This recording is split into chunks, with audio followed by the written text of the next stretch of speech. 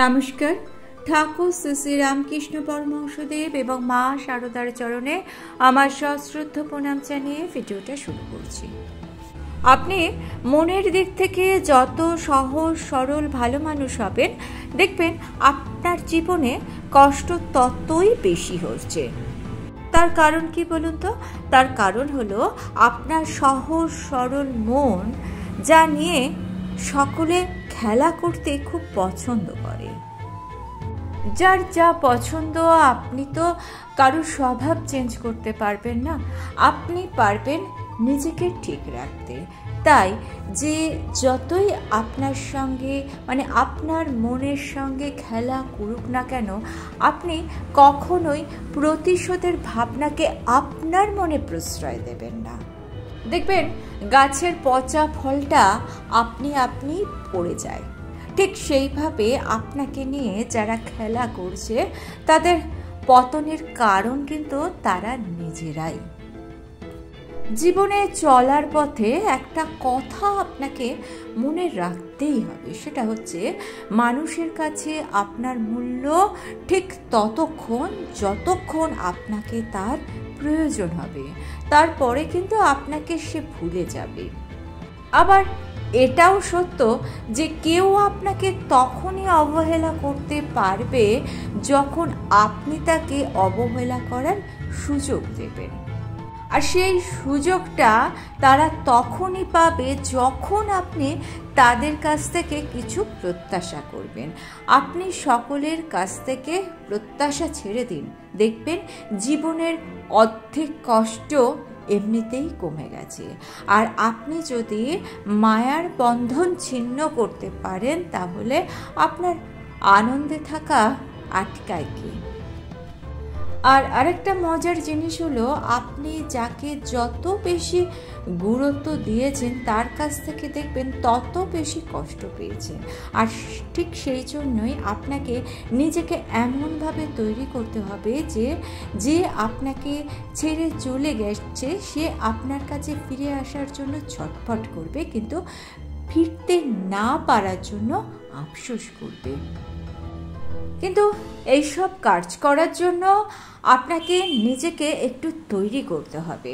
কিভাবে নিজেকে তৈরি করবেন, তার জন্য রয়েছে ঠাকুরের আদেশ। এজন্য দুটি পথের সন্ধান দিয়েছেন ঠাকুর। প্রথমত, আপনাকে নিজেকে একটু বেশি বিস্তৃত করতে হবে, যাতে আপনার আত্মবোধ সর্বব্যাপী হয়ে ওঠে। আপনার পরিবারে, সমাজে বা কর্মক্ষেত্রে আপনার ক্ষুদ্র দেহ মনের গণ্ডিকে অতিক্রম করে সকলের সাথে এমনভাবে মিলিত হতে হবে যাতে সকলেই আপনার অংশ হয়ে উঠতে পারে। আর এই কাজটি আপনি তখনই করতে পারবেন যখন নিঃস্বার্থ ভালোবাসার মধ্যে দিয়ে মানুষের অন্তরাত্মাকে স্পর্শ করতে পারবেন। তাদের দুঃখ, অভাব, অভিযোগের সাথে নিজেকে একাত্ম করতে পারবেন।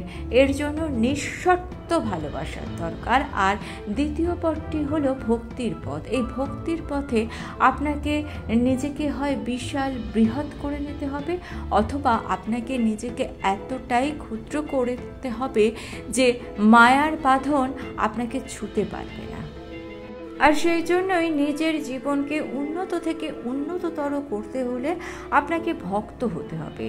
ঠাকুর বলছেন, দেখো ভগবানের চেয়ে ভক্ত বড়, কারণ ভক্ত ভগবানকে হৃদয়ে বহন করে নিয়ে বেড়ায়। ভক্তের বশে থাকে ভগবান। ঠাকুর বলছেন, দেখো যশোদার বিশ্বাস ছিল যে আমি কৃষ্ণকে না দেখলে কে দেখবে কৃষ্ণকে। কখনো কখনো ভগবান হয়ে যান চুম্বক আর ভক্ত হন ছুঁচ। ভগবান আকর্ষণ করে ভক্তকে, কাছে টেনে নেন। আবার কখনো ভক্ত হন চুম্বক আর ভগবান হন সূচ। ভক্তের এত আকর্ষণ থাকে যার প্রেমে মুগ্ধ হয়ে ভগবান তার কাছে ধরা দেন। নাট্যকার গিরিশ ঘোষ বলেছিলেন যে স্বামীজি নিজেকে এত বিশাল করে তুলেছিলেন যে মায়ার জাল তাকে বেঁধে রাখতে পারেনি। সমস্ত মায়ার বাঁধন ছিঁড়ে তিনি সদা জাজ্জল্যমান। আবার অন্যদিকে দেখুন, ঠাকুরের ভক্ত নাগ মহাশয় তিনি ভক্তির দ্বারা নিজেকে এতটাই ক্ষুদ্র করে ফেলেছিলেন যে মায়ার জালের ফাঁক দিয়ে তিনি কখন গলে গেলেন তিনি নিজেই জানেন না। ঠাকুর বলছেন, দেখো, ভগবানকে তোমরা একবার যদি লাভ করতে পারো তাহলে তিনি তোমাদের সব বুঝিয়ে দেবেন। তোমাদের তো সেই পাড়াতে আগে যেতে হবে। সেই পাড়াতে না গেলে তাহলে সব খবর জানবে কিভাবে? আপনাকে আপনার জীবন কিভাবে চালাতে হবে সেই পথ দেখিয়ে দেবেন স্বয়ং ঈশ্বর। শুধু আপনাকে ভক্ত হয়ে তার কাছে যেতে হবে, তাহলেই আপনার আর কোনো ভাবনা থাকবে না। সহজ ভাষায় যেটা বোঝা যায় যে ঠাকুরও কিন্তু এটাই বলেছেন যে আমাদের মায়ার বন্ধন কাটাতে হবে।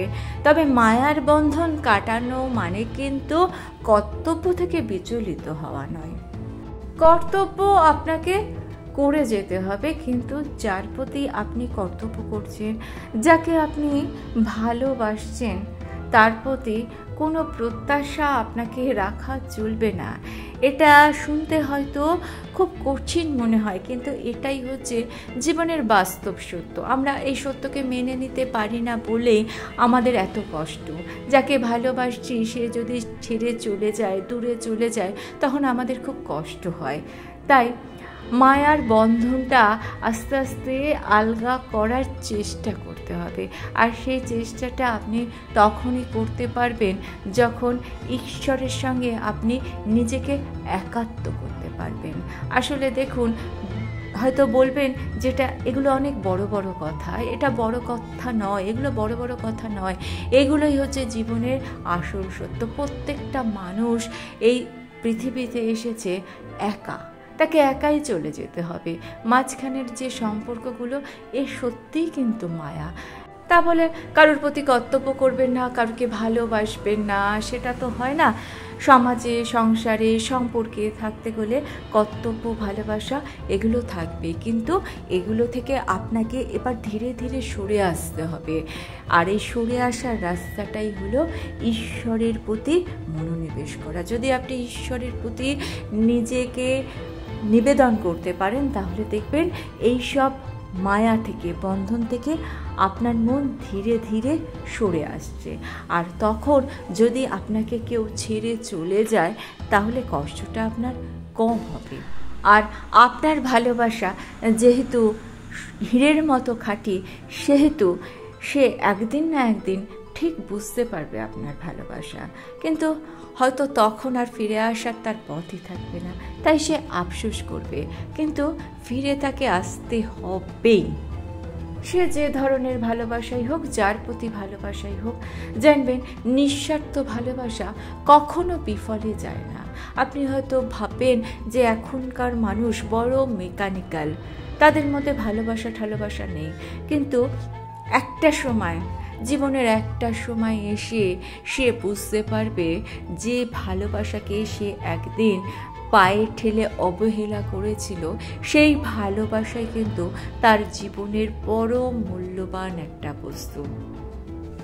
ঠাকুর আর মায়ের আদর্শকে যদি আমরা জীবনের চলার পথে সঙ্গী করে নিতে পারি তাহলে দেখবেন অনেক সমস্যা, অনেক দুঃখ কষ্ট থেকে আমরা কিন্তু অনেকটা রিলিফ পেতে পারি।